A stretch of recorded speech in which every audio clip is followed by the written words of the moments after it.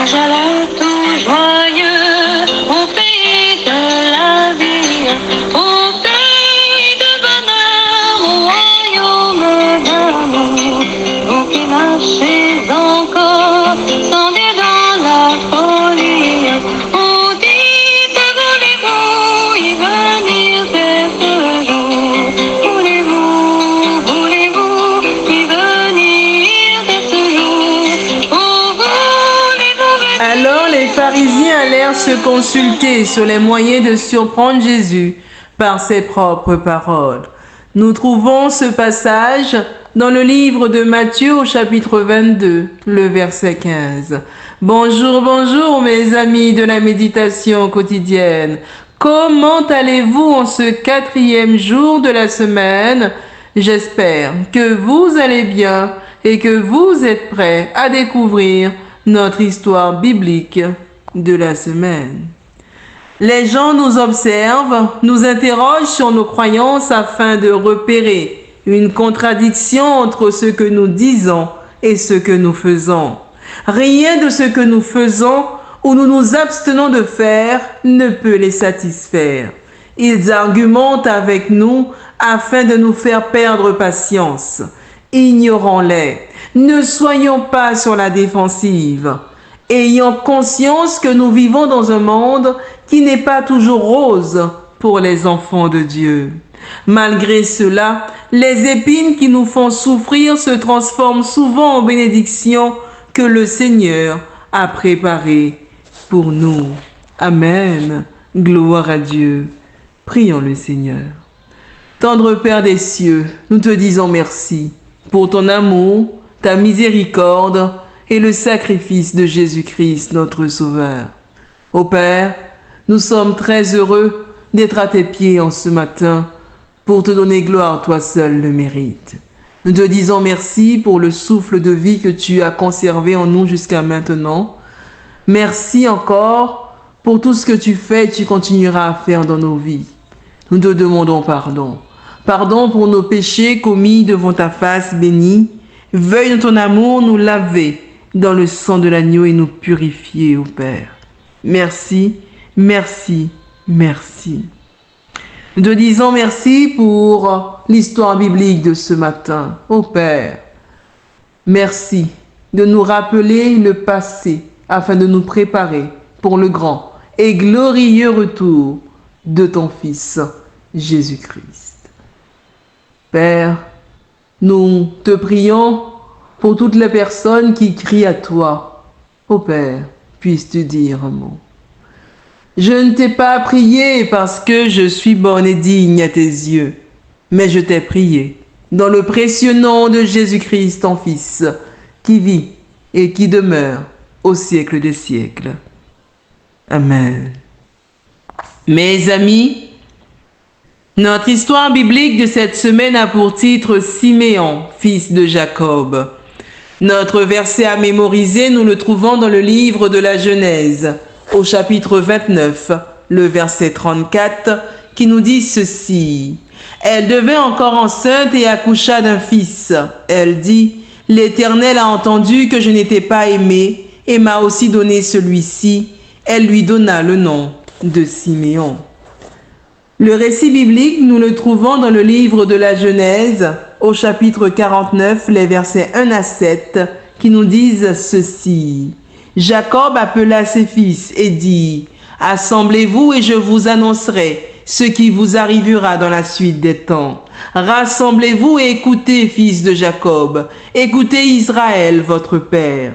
Ruben, toi, mon premier-né, ma force et les prémices de ma vigueur, supérieur en dignité et supérieur en puissance, impétueux comme les eaux, tu n'auras pas la prééminence, car tu es monté sur la couche de ton père, tu as souillé ma couche en y montant. Siméon et Lévi sont frères, leurs glaives sont des instruments de violence. Que mon âme n'entre point dans leur conciliabule, que mon esprit ne s'unisse point à leur assemblée. Car dans leur colère, ils ont tué des hommes, et dans leur méchanceté, ils ont coupé les jarrets des taureaux. Maudite soit leur colère, car elle est violente, et leur fureur, car elle est cruelle. Je les séparerai dans Jacob, et je les disperserai dans Israël. Amen. Gloire à Dieu. La morale de l'histoire est la suivante. Voici le second fils de Léa. C'est le frère de Ruben, le premier-né de Jacob. Lévi est son inséparable compagnon. De même que Dina, la fille de Jacob, qui avait été déshonorée. En ce dernier instant de la vie du patriarche, au moment de donner le droit d'aînesse, Jacob refuse de donner ce privilège à Siméon, tout comme il l'a refusé à Lévi à cause de sa violence. Accomplissant la prophétie de leur père et en conséquence de ce manque de bénédiction, ni Siméon ni Lévi reçoivent de territoire spécifique dans le pays d'Israël. La violence de ces deux enfants de Jacob est assaisonnée de férocité, de tromperie et d'une cruauté extrême.